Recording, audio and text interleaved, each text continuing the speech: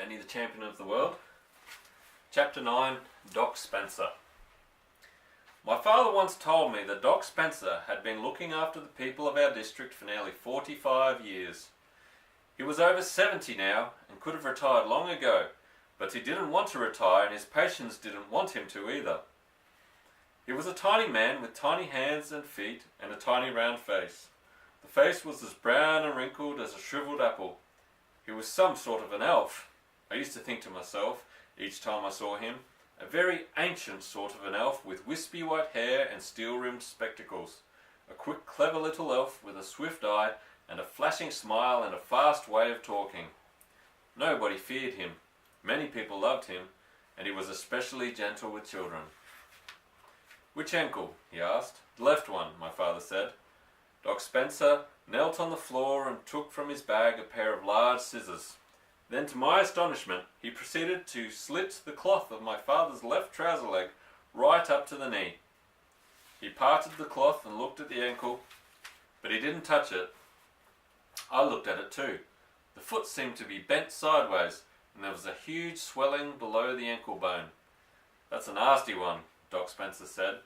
"We'd better get you into hospital right away. May I use your phone?" He called the hospital and asked for an ambulance. Then he spoke to someone else about taking x-rays and doing an operation. "How's the pain?" Doc Spencer asked. "Would you like me to give you something?" "No," my father said. "I'll wait till I get there." "As you wish, William. But how on earth did you do it? Did you fall down the steps of that crazy caravan?" "Not exactly," my father said. "No." The doctor waited for him to go on. "So did I. As a matter of fact," he said slowly, "I was mooching around up in Hazel's Wood." He paused again and looked at the doctor, who was still kneeling beside him. "Ah," the doctor said. "Yes, I see. And what's it like up there these days? Plenty of pheasants?" "Stacks of them," my father said. "It's a great game," Doc Spencer said, sighing a little. "I only wish I was young enough to have another go at it." He looked up and saw me staring at him. "You didn't know I used to do a bit of poaching myself, did you, Danny?" "No," I said, absolutely flabbergasted. "Many a night," Dr. Spence went on, "after evening surgery was over, I used to slip out the back door and go striding over the fields to one of my secret places. Sometimes it was pheasant, and other times it was trout. Plenty of big brown trout in the stream in those days." He was still kneeling on the floor beside my father. "Try not to move," he said to him. "Lie quite still." My father closed his tired eyes, then opened them again. "Which method did you use for pheasants?" he asked. "Gin and raisins," Doc Spencer said.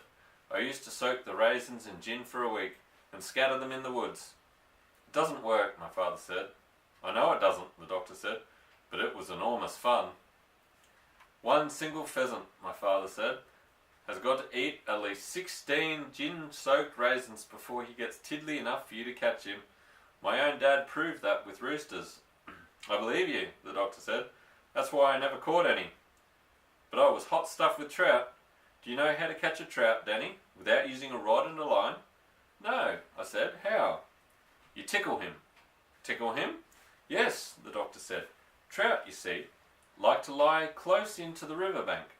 So you go creeping along the bank until you see a big one, and you come up behind him, and you lie down on your tummy, and then slowly, very slowly, you lower your hand into the water behind him, and you slide it underneath him, and you begin to stroke his belly up and down with the tip of one finger." "Will he really let you do that?" I asked. "He loves it," the doctor said. "He loves it so much he sort of dozes off, and as soon as he dozes off you quickly grab hold of him and flip him out of the water onto the bank." "That works," my father said, "but only a great artist can do it. I take my hat off to you, sir." "Thank you, William," Doc Spencer said gravely. He got up off his knees and crossed over to the door of the workshop and looked out to see if the ambulance was coming. "By the way," he said over his shoulder, "what happened up there in the woods? Did you step in a rabbit hole?" "It was a slightly bigger hole than that," my father said. "What do you mean?" My father began to describe how he had fallen into the enormous pit. Doc Spencer spun around and stared down at my father. "I don't believe it," he cried. "It's perfectly true. Ask Danny." "It was deep," I said. "Horribly deep."